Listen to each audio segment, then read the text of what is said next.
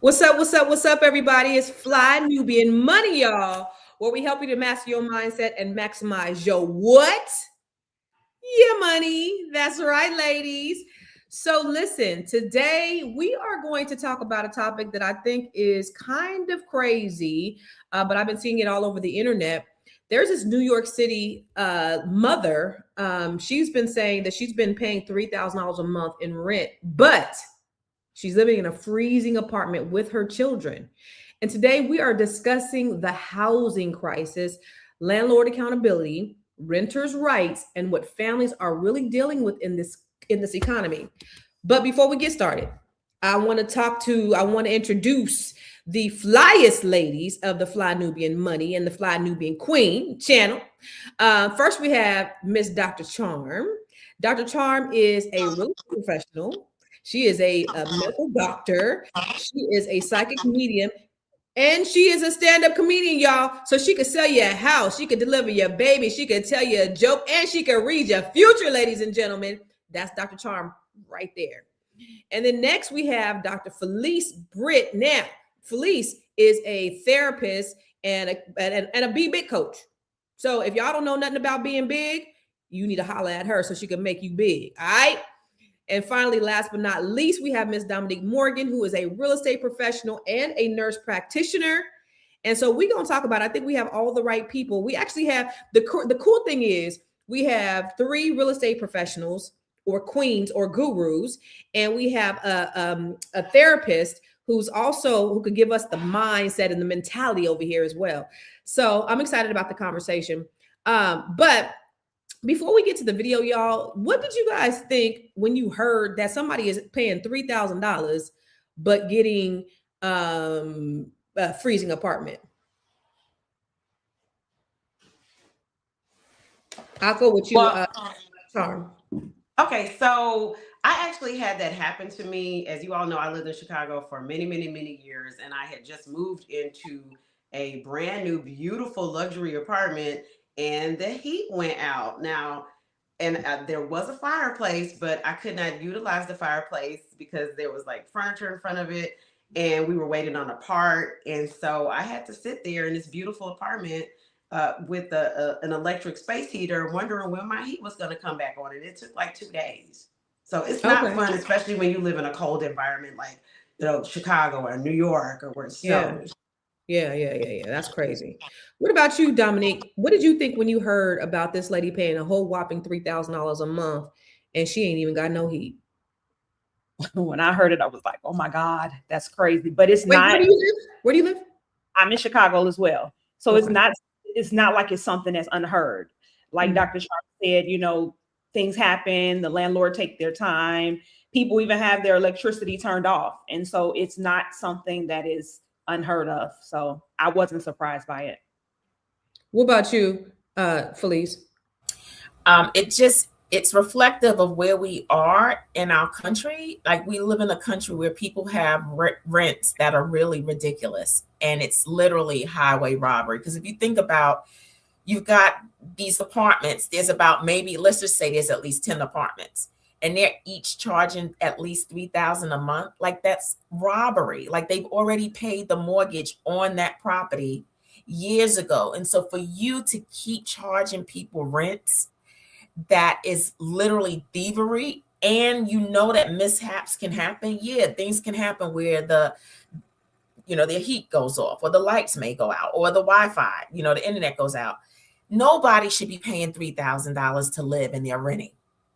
now if you're in a mortgage, right, you're in a 5,000 square foot home, that's something different. You can see 3,000, but to be renting 3,000, that's unacceptable. So 3,000 in New York City is actually kind of cheap. I know people who are paying 5,000. In fact, I was just speaking to somebody the other day. They're helping their daughter who just graduated from college, and she's paying $5,400 per month. So New York City rent is ridiculous. And you're from New York. Yep. I'm from New York, and I don't care. I don't care if it's New York. I don't care if it's California. I don't care about the logistics. It's still robbery. But it's market. So you think that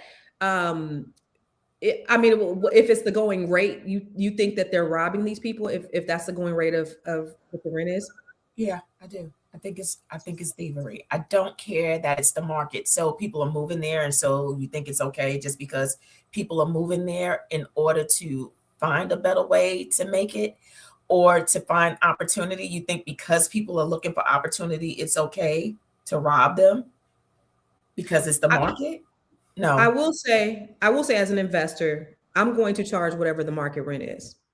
That's just what it is. Now, I'm not going to be a slumlord, but I'm going to charge whatever the market rate rent is, and that's just me. So I think that there's the two things, right? So rent prices are relative. It's relative to area. So that $3,000 in New York might be 1,500 in Charlotte. It No, it's might not. No, be Charlotte's high too.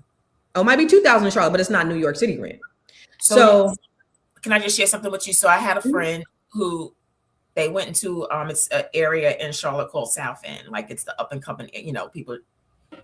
The average rent there, because they was like, well, how much do you think you might want to pay for an apartment? And they were like, 2,500 is decent. She said, oh, that's cute. oh, that's cute. That was cute. 3,000, 3,200.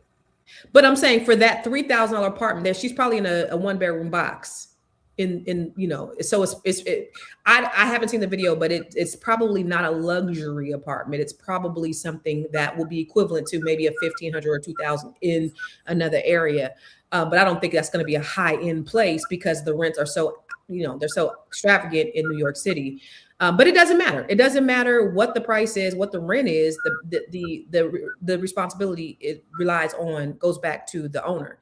But it is what it is. And also, you got to understand too. So if you're buying $1 million place, your mortgage is not going to be 3,000. It's going to be something like 7,000, 8,000. So it got to be relative to what's going on in the market. I'm not going to pay a $7,000, $8,000 mortgage, and because everybody's not just cash flowing on these properties. So anyway, that's neither here nor there. Well, it's an overall.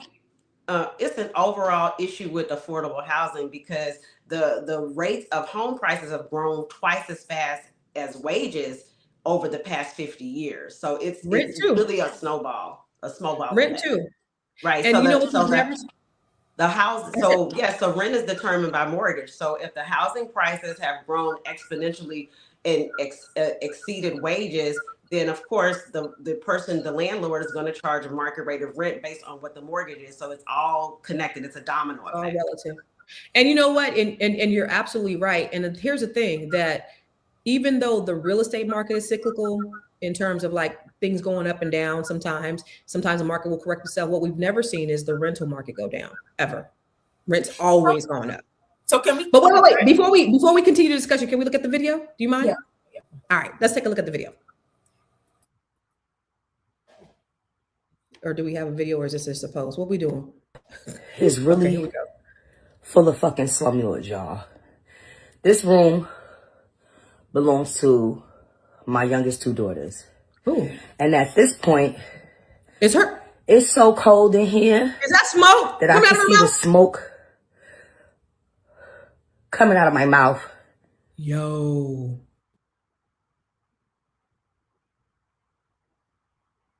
We playing that again? Or what we doing? Yo. That's crazy. That's we inside the house. New York is really full of fucking slumlords, y'all. This room belongs to my youngest 2 daughters. And at this point, it's so cold in here that I could see the smoke coming out of my mouth. So the landlord is breaking the law because most likely she has a furnace. And for people who haven't lived up north, when you live in certain buildings, you don't have any control over your heat. The building's heat is coming from a furnace and it goes all over the building. Now you may be able to adjust a regulator to turn your heat up and down, but you have no control over whether you have heat or not. And then so for the city of New York, in the heat season, which is considered October 1st to May 31st, in the nighttime from 10 p.m. to 6 a.m., the apartment temperature has to be 62 degrees Fahrenheit. In the daytime from 6 a.m. to 10 p.m., apartments have to be 68 degrees Fahrenheit. Chicago, other cities have these type of regulations. So if she's got frost coming out of her mouth, it's probably 30 degrees in that apartment. And so there isn't anything that she can do because she doesn't control heating in the building. All she can do is get some space heaters and things like that. But she needs to contact the law. You know, the landlord, he or she, whoever is man, they're breaking the law. That's crazy. Dominique. Yeah, that's nuts. And the thing about it is, when we're having these conversations, sometimes people say, well, the bill's not paid. This has nothing to do with her. This has everything to do with her landlord not taking responsibility and accountability for his asset. And it's not right. It's not okay. And it's not legal. Yeah. Yeah. What do you think, Felice? So when I saw that, I don't know, my heart hurt a little bit, especially when she said that was her girl's room, right? And so I hear what y'all say. I know that there's a whole bunch of people investing in apartments, and it's an asset. At what point do we take care of our neighbors? At what point do we think about humans over whether or not we gonna get, y'all give me some grace, we getting paid? Because at the end of the day, and I'm just going to show you the statistics. In 2019, pre-pandemic, Charlotte had about 19,000 evictions that year. Wow. Post-pandemic, 55,000 evictions. These are real people I know that cannot afford their rents. And so these are good people who work, want to work, can work, but they literally cannot afford their rent. So at what point do we take care of people? So that's all I'm saying. And is it okay for us to be putting people out on the street so that we can have, I don't know, so we can build bigger bank accounts? When do we take care of people? And so this is ridiculous. And I don't think anybody should be paying $3,000 rent. I'm sorry. I don't think that is reasonable. I think that is thievery. I think we are stealing from people if we are charging them $3,000 rent, especially for one bedrooms. But baby, this ain't about the rent. This is about the furnace. I know, but guess what? So she can't even move somewhere that has a working furnace because she can only she's having to afford $3,000. So yeah, the furnace. I grew up with a furnace. Lord, I love them. I don't care what nobody say. So I can't take the cold because I grew up with a furnace. Baby, so that furnace will heat that apartment. It will heat it down. All year round, I lived in a heated apartment. So all year I felt heat in the hood, right? And so I love furnaces. And so I can't take the cold now because of it. I get it. But what I'm saying is that $3,000 and a broken furnace, unacceptable. It is unacceptable. Unacceptable. You're right. It's unacceptable. So first off, she needs to call the housing authority because it is against the law. And she does not need to pay her rent. So of course she could stop paying her rent, but that doesn't stop the cold. I hate extreme weather. I don't want to be nowhere where it's too hot or too cold. Nowhere. I don't like being uncomfortable. So to see that lady blowing smoke inside the house is insane. And then here's the alternative. The alternative is that she has to go get a hotel room. I don't know her situation, but it seems like she is a single mother. So now you're barely paying rent, or you're struggling to pay rent. Now you got to go and try to go get a hotel in the city of New York, which average hotels are like $200-300 a night. Yeah. And then stay there indefinitely while the landlord decides on what they want to do, or maybe get some space heaters. I mean, and those are a risk of fire. So, yes. Dr. Tom, higher than that, $200-300 is a motel. Right. In New York. There a few months ago. Mm-hmm. Okay, so a hotel, you looking at $500-600 a night for a hotel. Yeah, depending on where it is. I go to New York all the time, so I've gotten them for different price ranges. But if it's high season and where she's at, if they're $500 there, then she's got to try to shop around, and it might not be convenient. Yeah, the point is it's inconvenient all the way around. It is definitely the landlord that is in the wrong here. And so she needs to be reimbursed. She needs to be taken care of immediately. There's no way that she should be blowing smoke inside her home, which is crazy. But to your point, Dr. Felice, I had a tenant that did not pay me, I think from July, August, September. She didn't pay me 3 months. And I didn't throw her out. Young girl, she's been there a couple of months. She was struggling. And so, but I was going to, and I said, okay, listen, I'll work with you, but I need a plan, and I need you to stick with your plan. What is the plan? And of course, it's just a lot more to takes a lot more to throw somebody out, to evict somebody anyway. But she's a young girl. And so she gave me a plan. She gave me a 12-month plan to get caught up on her rent. And she's been honoring it ever since. So, you know, I'm in agreement with you. There are some ruthless people out there. There's some ruthless landlords. In fact, we had my company had acquired, because we didn't have property management in our business, and we decided to do property management, and it was a mess because we took on, I don't know, maybe 100 doors or something like that, and we worked with people who were slumlords, who just didn't want to do anything.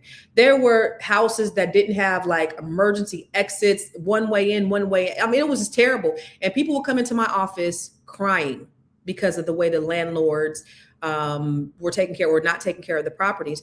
And I was like, yo, we did it for, I don't know, maybe a year, but I had to take it out of our business model, because I said, I've worked too hard to build the reputation of this company up, to have it destroyed by these landlords, because it's a lot of people who all they're there is just to collect the money. And so you're right.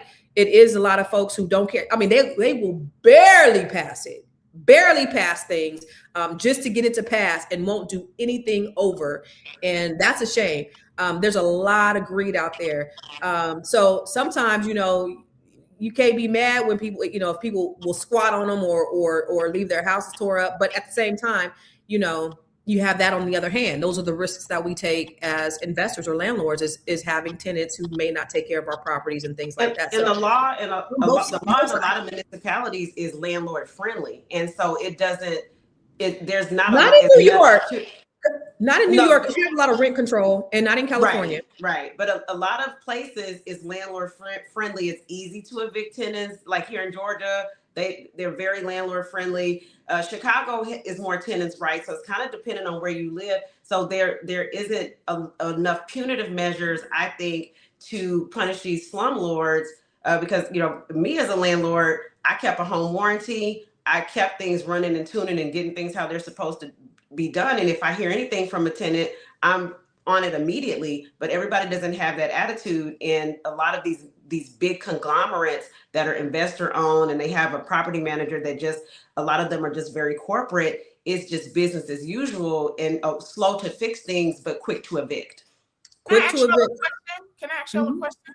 Mm-hmm. So what I see that's happening in New York right now is that they're allowing now corporations to come in and buy places that used to be rent controlled. And so that is getting eliminated and actually pushing people out of neighborhoods that they've grown up in for years, decades, and now they're allowing them to come in and buy these rent controlled properties. And so you still have rent control, though. No.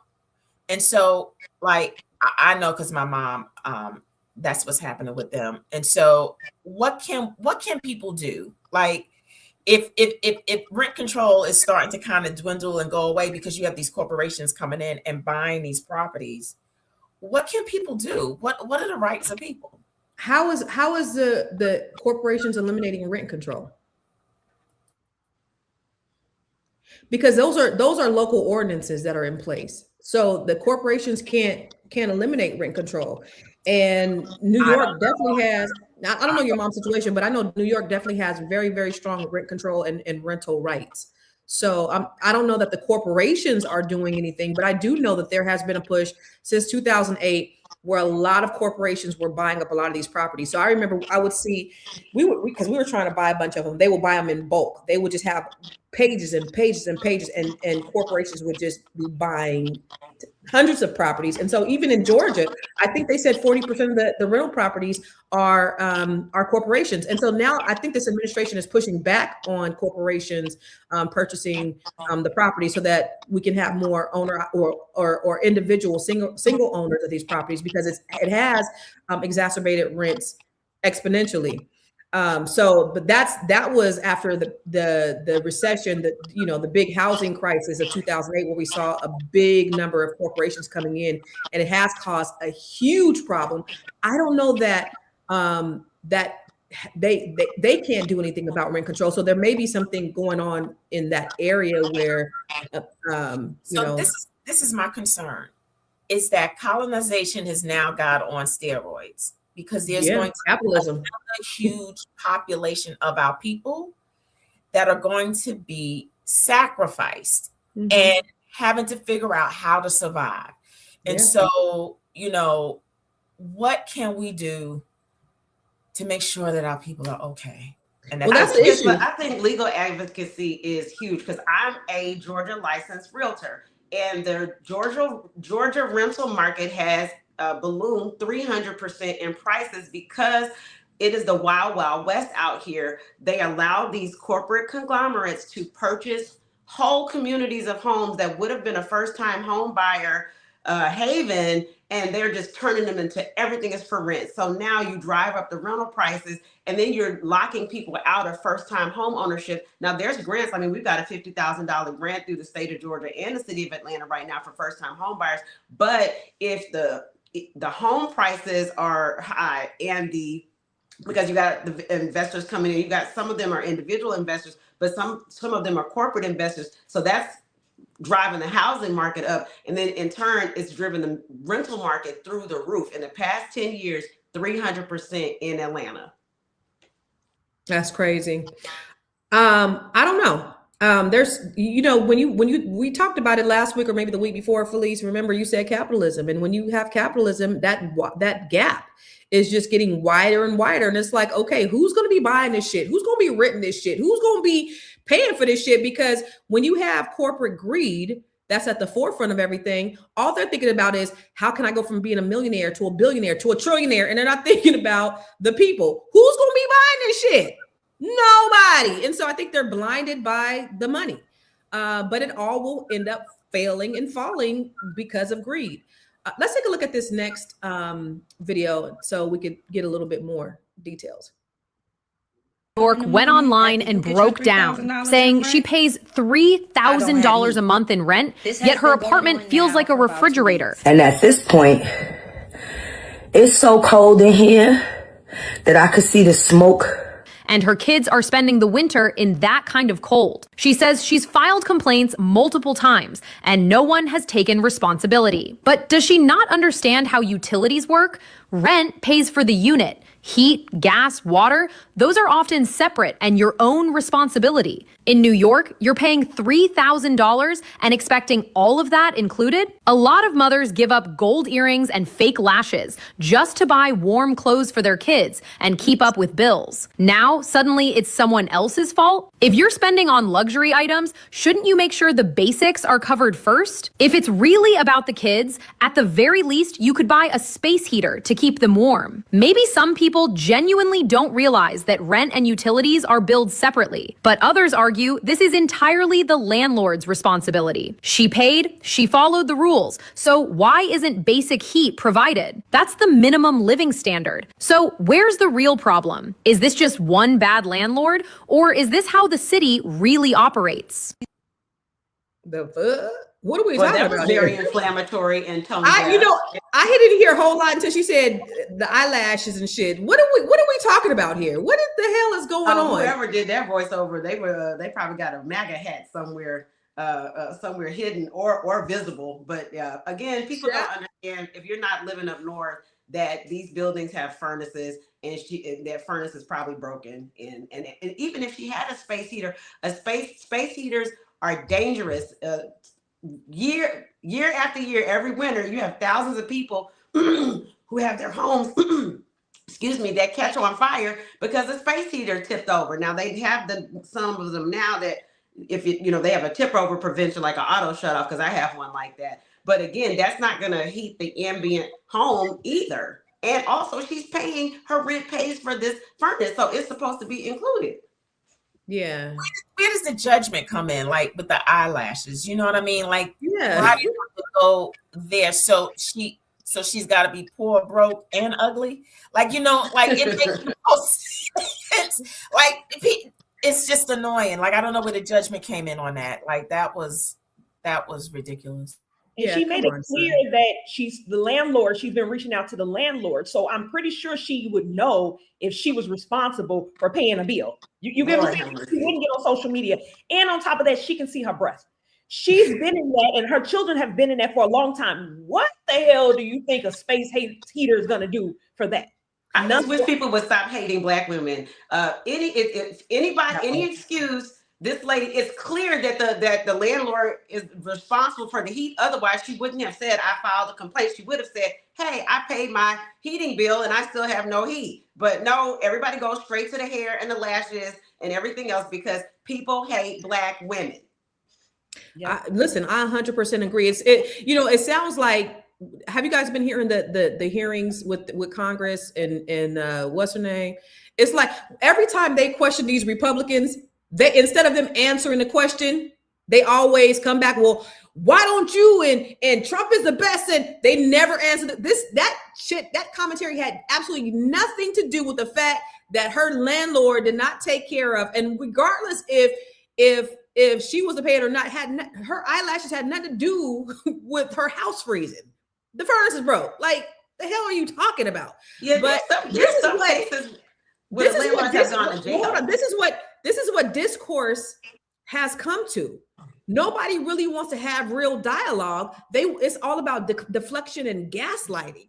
It's like we're in the fucking twilight zone, especially when it comes to politics, especially when it comes to race, especially when it comes to social issues. It's just gaslighting. Nobody wants to talk about the real issues. Or you'll see, you'll say something, and then they'll say something so polar opposite. Well, then you should go live in China. What the fuck does that have to do with me having basic human rights? Like, this is just, it's crazy. So there have been cases where landlords have gone to jail because of some of these slumlords have gone to jail. So if say one of her, God forbid, I hate to even say this, but say one of her children or somebody dies in that house from hypothermia, it could be a criminal offense for the landlord, and they could be held civilly liable for tort or wrong if something that has happened like that. And this has happened before, where they've gone to jail over these things. Well, look what happened to that girl. Remember when her babies froze to death in that car? She was in that car. I mean, that very well can happen. It's the freaking play. Tiara, can you put your finger on the trigger real quick? I want them to see this one more again. I want them to see this lady talking and the smoke coming out of her mouth inside her home, which was insane.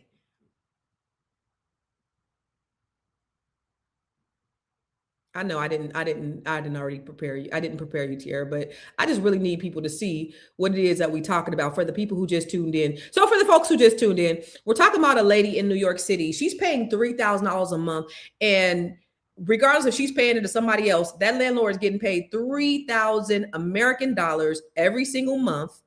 And she is living up in a house where she could, here we go. Go ahead. Full of fucking slumlords, y'all. This room belongs to my youngest two daughters. And at this point, it's so cold in here that I could see the smoke coming out of my mouth. Crazy.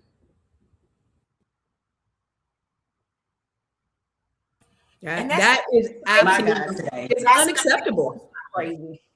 It's unacceptable. So for them, and this is how America is right now. America is full of gaslighters. So for people turning it on like it's her fault, there is just a basic lack of humanity that people have, depending upon who the victim is. And what if that was a white woman, they would have come to her rescue. So there'd be a GoFundMe. Yeah, they would have had a GoFundMe, but the lack of empathy, just like you said, Dr. Charm, for Black women, and a lot of times it comes from Black men, but I don't even want to talk about that. But the lack of empathy that people have for Black women is just crazy. And it's just this whole part of white supremacy. We have another video I want to take a look at, but just like Incock 4654 said, it's not her fault, but they'll figure out how to blame the Black woman as always. Let's take a look at the next video, Tiara. Y'all want to know the real rent crises in New York, and the problem is buildings like this going up. How the hell can a one-bedroom in this building cost $3,350 in Flatbush, Brooklyn? Just think about it. How much money you have to make to afford a building like this in the hood? They say 30% of your monthly income should go to rent. So in order for me to afford a building like this, I gotta be making at least $11,100 a month. How many transit workers, teachers, police officers, firefighters, and other city workers can really afford that? None. How about this building right here on Linden Boulevard? If you want a 2-bedroom, you gotta be paying $4,000 a month. Who could really afford that as a city worker? None. I can guarantee you, no middle-class landlords own those buildings. Crazy thing about it is for that price, you getting an apartment the size of a closet. The middle class is not leaving New York to buy mansions. They're leaving New York because it's cheaper to rent a house outside of state than to rent an apartment in New York City. These politicians love talking about the poor, but they have officially abandoned the working and middle class in this city. This is not gentrification by accident.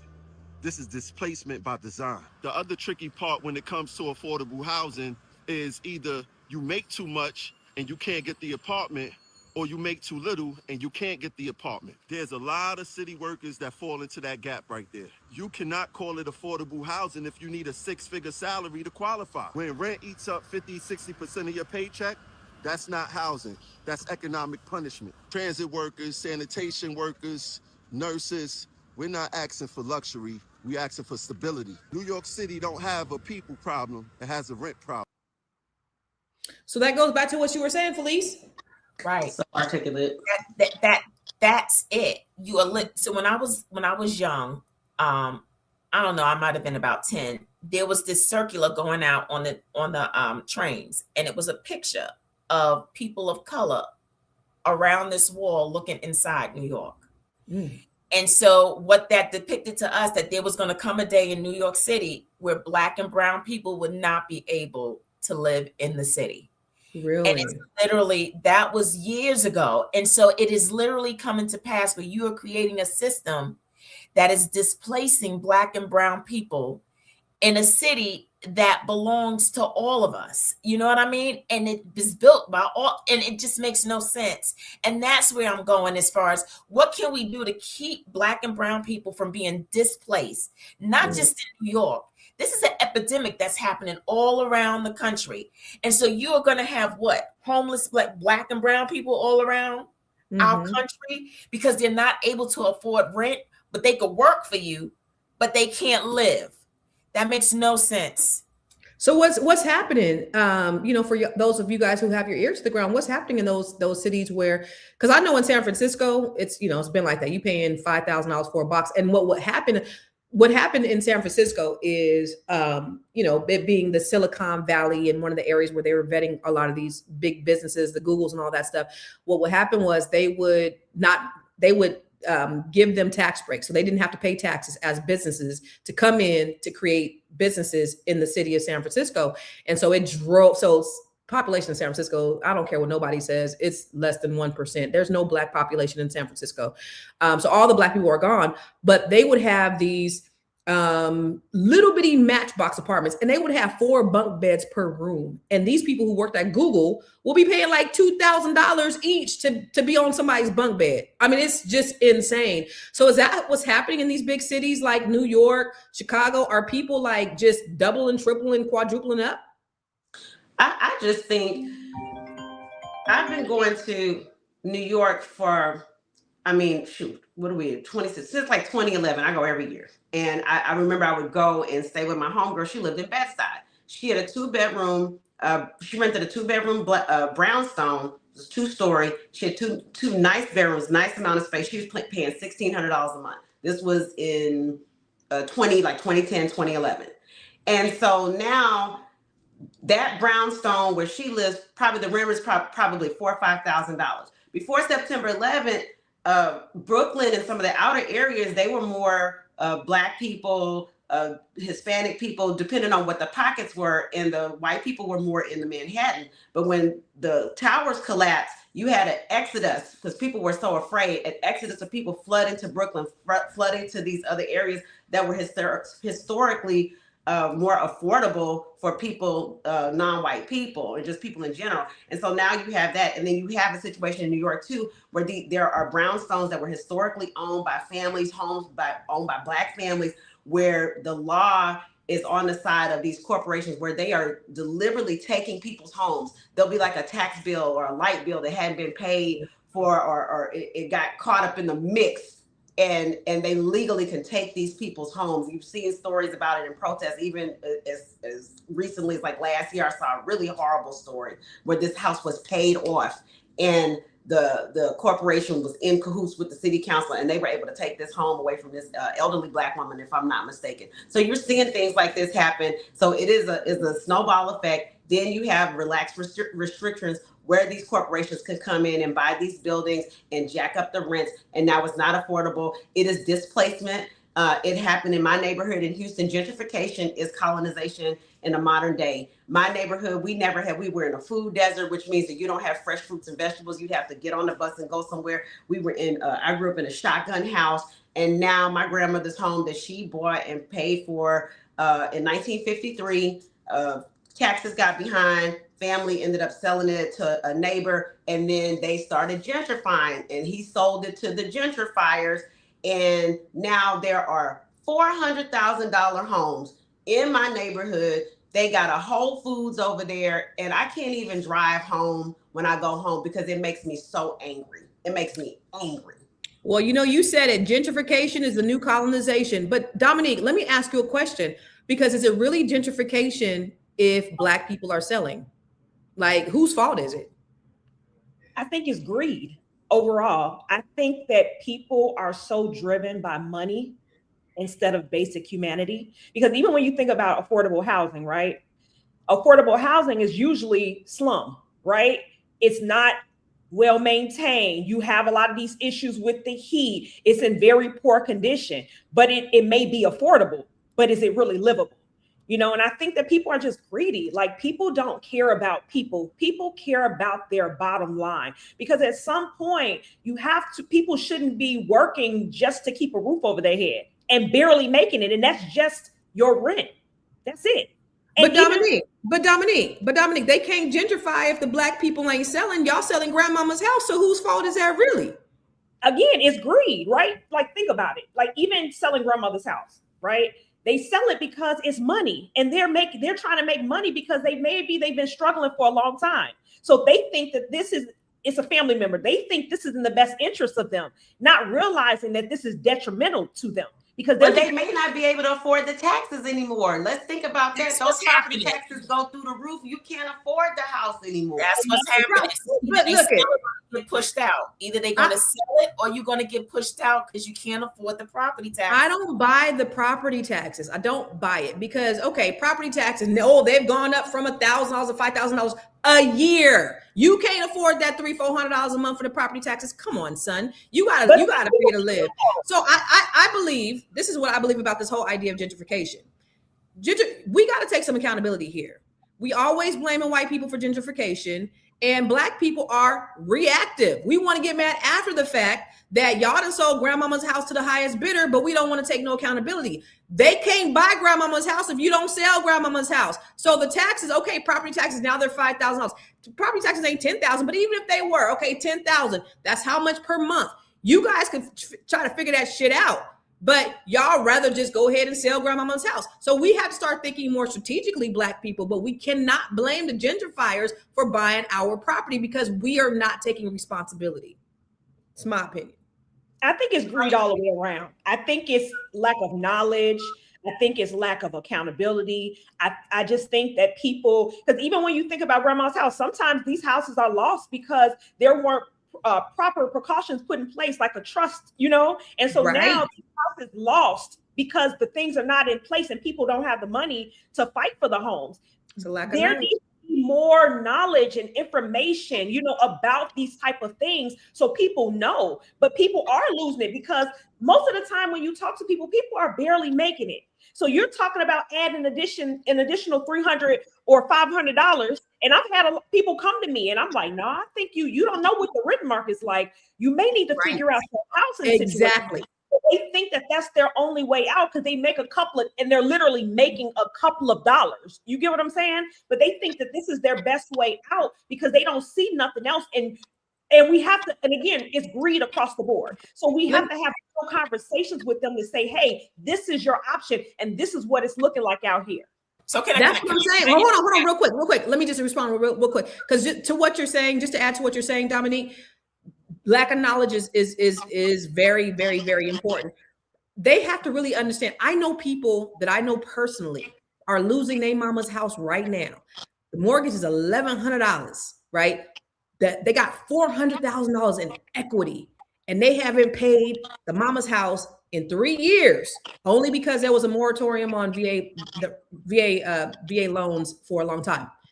If they understood that there's nowhere in America where they could get a 4-bedroom home for $1,100, it's crazy. Just like these people. Okay, property taxes went up to $5,000.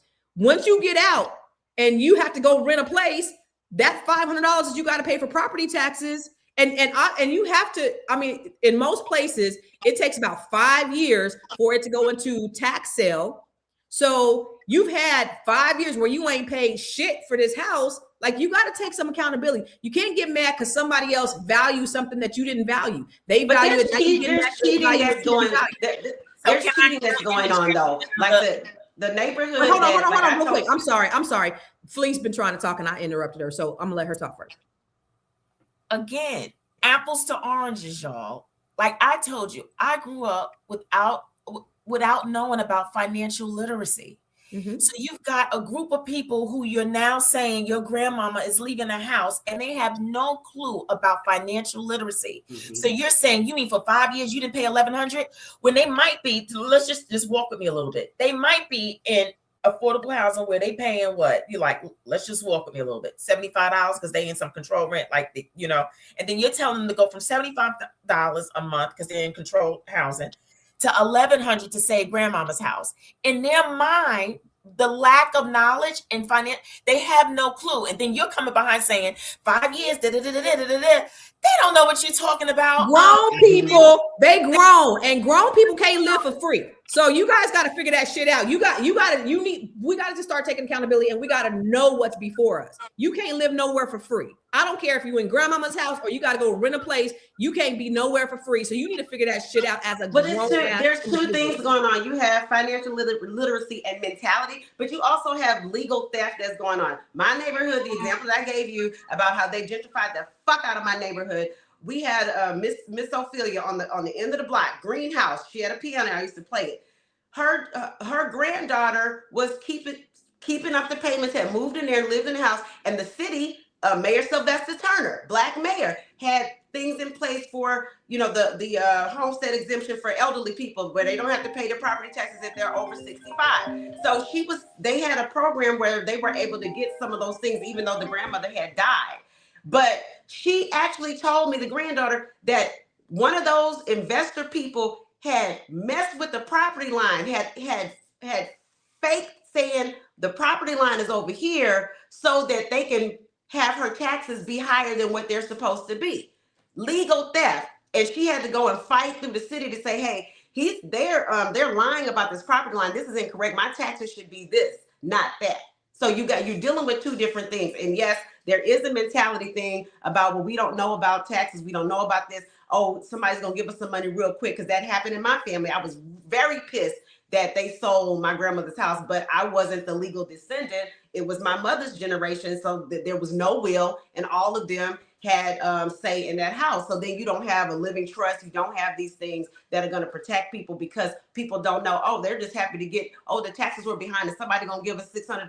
I remember one of my family members said, oh, I got $600 from when we sold grandmother's house and I bought me a laptop, and I was so happy to get that. I was so pissed. I'm still angry to this day. I had to process that with my therapist. I really did. So it's layers, y'all. It's layers upon layers upon layers. And so what do we, as a community of educated people, what do we need to do to make sure that our people are good? Period. Don't get me wrong. Like we can talk about all the things we do wrong and all these different layers that contribute to us being pushed out, displaced, all the disses. You walking with me? And so at some point we've got to say, for the people who know, because to whom much is given, much is required.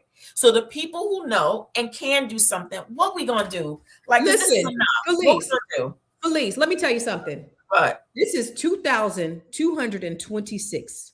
Okay, this is not 1926. We have more power in the palm of our hands. You could Google that shit. There is no reason why we should still be this uneducated if we can read. Information is everywhere. All you got to do is fucking Google. So I don't want to hear no black people in 2026 talking about they didn't know. All they got to do is Google. We don't have financial literacy. We don't have knowledge. Of course, we're out here teaching this stuff, and I want to make it accessible to everybody. But there's so much information, we can't keep giving that excuse, especially when it comes to like things like gentrification.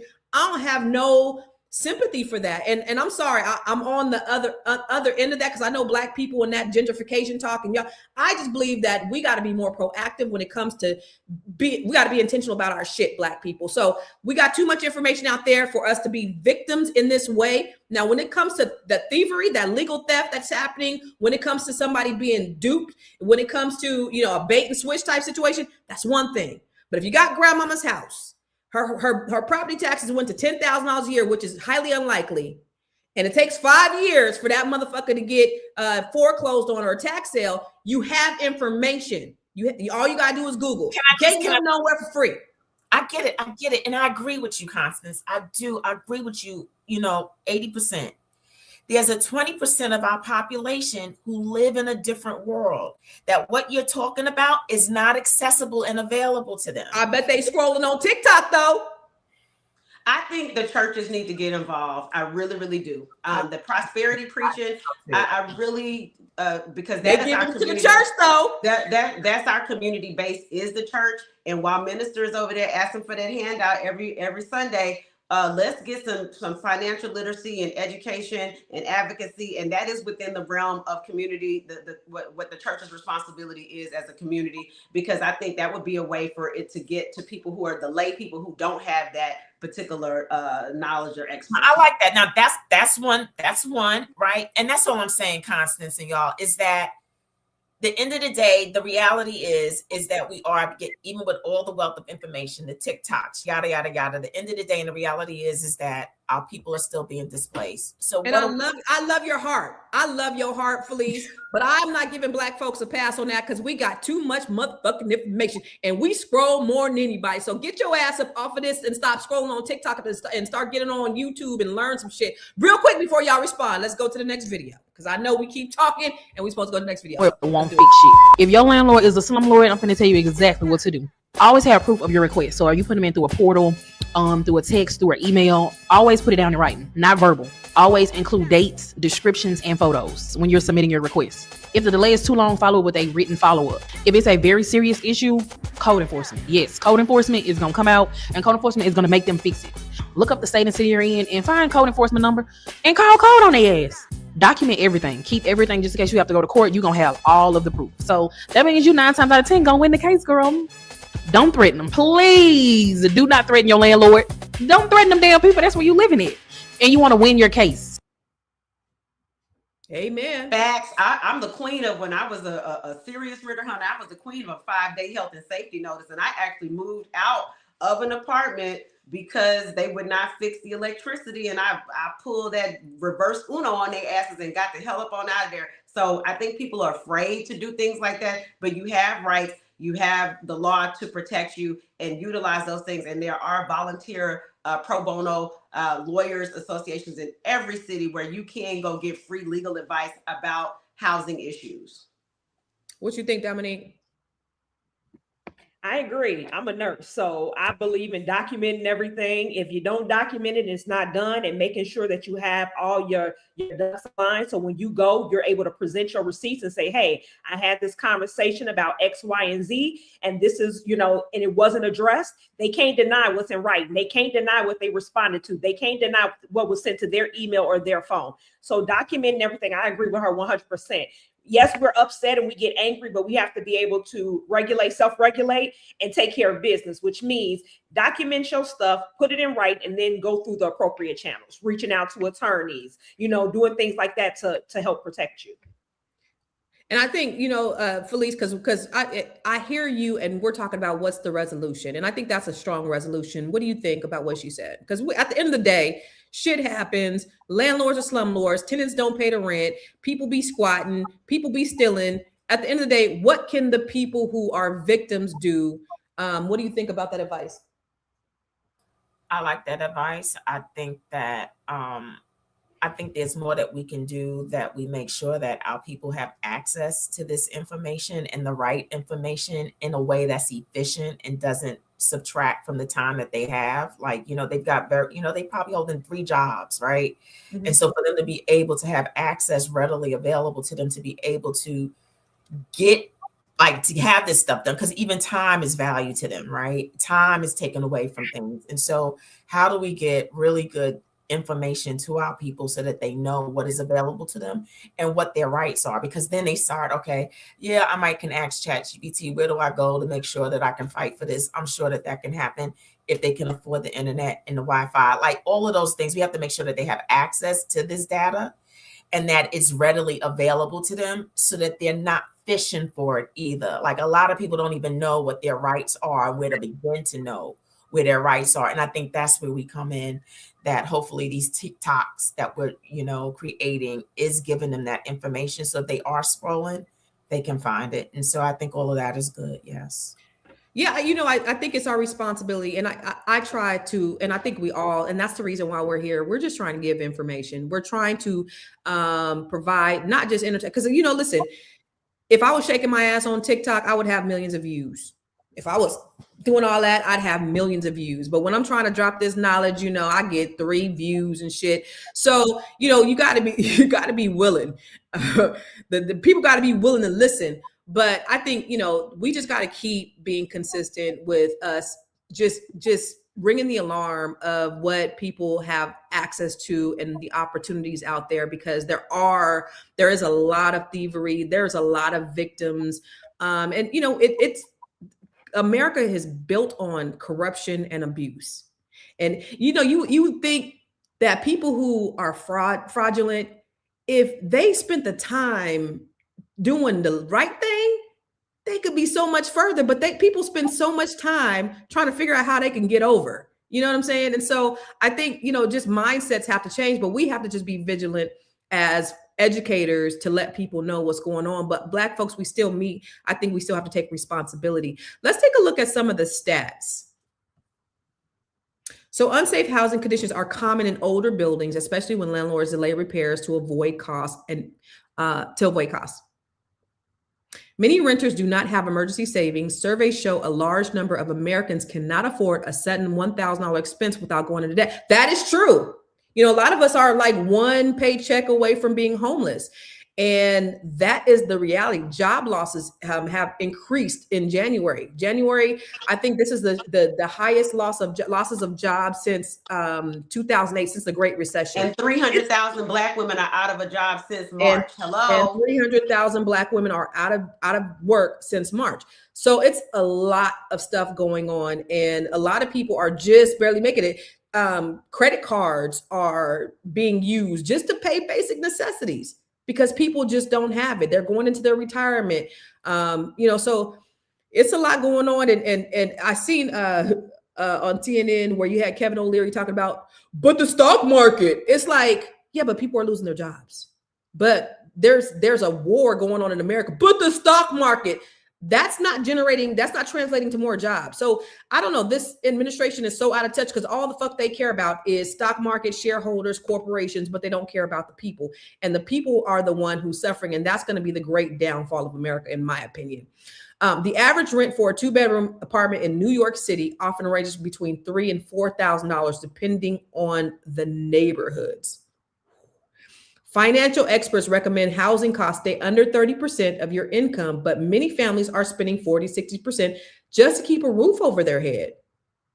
Think about that. If you got to get paid 3 times the rent in New York, 3,000 or say 4,000 a month rent, that's $12,000 you need to be making.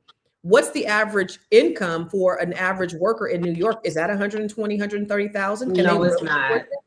No, and also in New York, the city of New York has a 1% vacancy rate in apartments. So you have all these people that need housing, and you only have 1% of units available to rent.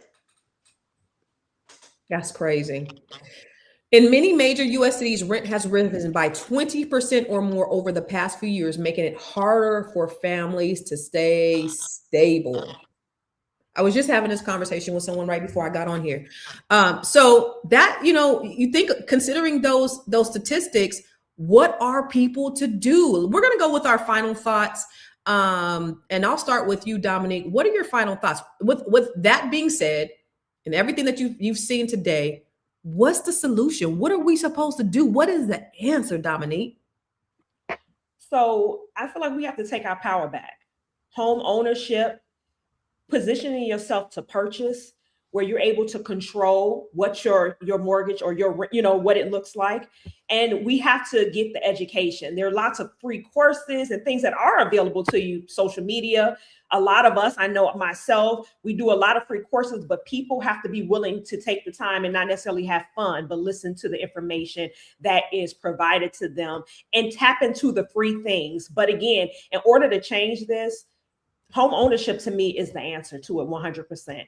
So if you are looking to follow me, I am on all social media platforms at the Whitmore Group. We are a real estate team that is built to educate, empower, and equip individuals and businesses to build wealth through real estate. And we can help you purchase throughout the United States. And then if you want to keep up with what we're doing, you can go to our website at thewhitmoregroup.com. Let's go. So home ownership is the answer. That's what Dominique said. Do you agree, Dr. Charm? Absolutely. The property taxes can fluctuate, but that home ownership, you get that 30-year fixed mortgage, you know what your mortgage is going to be. And then you also have equity and ways to build wealth. So home ownership is the key, but we do also have to protect our renters, and advocacy and hope, and getting these politicians involved as a community is very, very important, because a city like New York is always going to be a renter city. It's not going to be an owner city. So you have to look at the different dichotomies that exist. But as far as I'm concerned, I specialize in first-time home buyers. And I just did a seminar on things to do to position yourself to be able to buy a home at the digital conference that we just had, the All Black National Convention digital version. And we had a really great response to that. A lot of people got questions answered.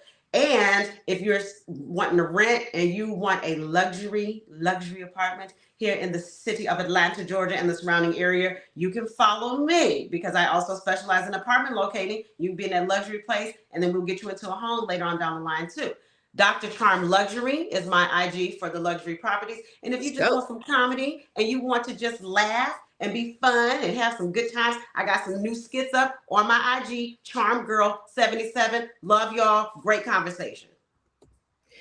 Well, I was going to ask Felice what she thought, but she said, I got to go. She said, I got a hard stop at 2. I got appointments. I got to get the hell up out of here. So I will say this. I agree with both of my real estate sisters. The thing about it, though, is affordability. The house prices are going up.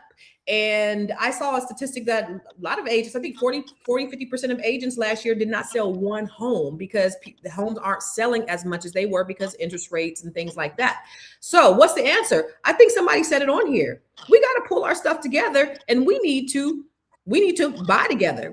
Right here. We need to possibly buy together. What's wrong with practicing collective economics when it comes to purchasing property? Sometimes we got to do maybe multi-generational living. Maybe you got to live with your mama or your children and compound that together until you can get out.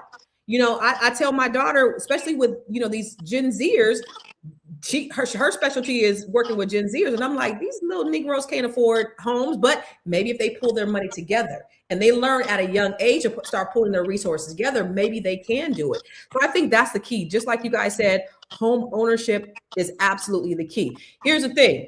If you don't got no money 1 month, say something happens and you can't pay your rent, guess what'll happen? If you don't pay your rent by the 5th, what happens? You get a notice to pay or quit. You get what do you call that? What they send you when you, well, anyway, you get a notice to pay or quit. You get an eviction notice. They start the eviction process on the 5th.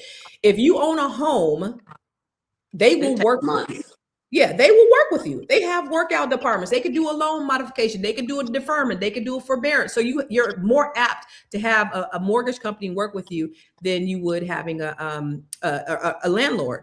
So, and if they get you out, they could probably raise the rent and get more money anyway. So I think that's the key too. I'm with my sisters. It really is about home ownership, and we got to get in position, Black people, by any means necessary. Whether you can do it individually or you don't buy that McMansion up front. Maybe you got to buy something smaller, or you pull your funds together and you buy together. But whatever it is, we got to get in position to where we are owners and not renters. Okay. So where can you find me? Everywhere at I Am Constance Carter. Guess what, y'all? You see this right here? I got a bunch of grays that I didn't even know. My ass is turning 50 next week. And so Happy guess what? So birthday. everything I got, everything I have, I'm doing. I just announced. This is the first place I'm announcing this. I'm doing 50% off of everything I do. 50%. You go 50. I'm about to be 50, so everything is 50%. So you go on my website. Net 7 Collective is 50% off. What else? All my stuff is 50. Every financial literacy program that I have is 50% off up until the end of the month, into February. So go to ConstanceCarter.com, put in CC birthday in the checkout, and you can get everything 50% off. Everything for my 50th birthday. See this gray? So let me end with this, y'all. Let me see. What am I ending with, you guys? This story is so frustrating, but it's also reality for a lot of people. Nobody should be paying $3,000 a month and still living in conditions that are unsafe or uncomfortable, especially with children in the home. You know what? We never addressed the fact, because I think Tierra kept saying back in the back, well, she need to buy a space heater. Why she ain't buy a space heater? She got to get a space heater. We didn't address that, but this is why people are stressed. This is why families feel stuck. The cost of living is high, and too many landlords are taking advantage of that. So we appreciate you, queens, and shout out to Dr. Felice. We didn't get her final thoughts, but you can reach us. You can see us here every day. Same back to, before we go, this is Black History Month.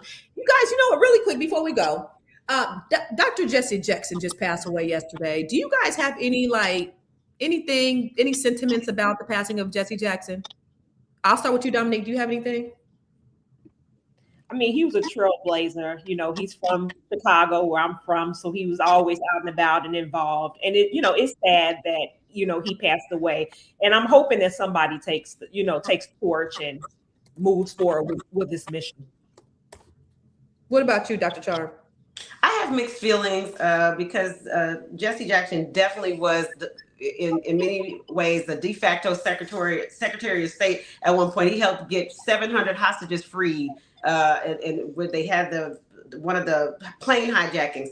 But I have a little bit more knowledge, and there's a lot of controversy about him and Dr. King's relationship, and him being implicated in the assassination, and that came out during the trial. That happened with Dr. King's family sued the government and unknown parties. And so I have mixed feelings because of that complicated legacy. But I will have to say that if anything, I can say Jesse Jackson will always be remembered as someone who was impactful.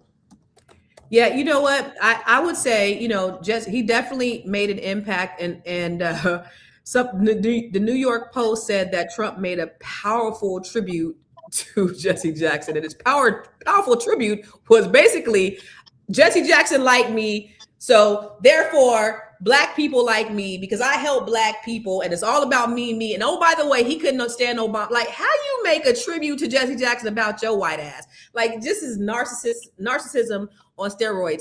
I don't know if you got to go, but let me Dr. Charm, if you got to roll, because I know you got to be out, you got a hard stop. Let me just say what our Black fact is for the month, and then we're going to get out of here. So I want you guys to know about, who is it? Oh, the Black teen who became a millionaire, an oil millionaire in 1913. Her name was Sarah Rector. In 1913, a 12-year-old Black girl named Sarah Rector became one of the richest Black children in America. She was born in Indian Territory, now called Oklahoma, and was part of the Muskogee Creek Nation through her family's lineage. My kids are Muskogee. Because of federal and land allotment policy, she was assigned 160 acres of land. The land was considered undesirable and rocky, so white officials assumed it had little value. But Oil was discovered on her property. So by the age of 12, she was earning what would equal to hundreds of thousands of dollars per month in today's money. Newspapers began calling her the richest colored girl in the world. And here is the part that shows you how this country moves. Because she was Black and wealthy, white guardians were appointed to control her finances. There were legal battles over who would manage her fortune. Lawmakers suddenly became concerned about how a young Black girl was handling so much wealth. So that's our Black history fact today. And that's all I got to say. Y'all, shoot. I don't even know if you could hear me because my computer just froze up. We can hear you. So, we can hear you. Okay, You're just frozen. We can hear you. I can't see you guys. My computer's froze up. So listen, today was a great show, and we will see you tomorrow. Same bat time, same bat channel.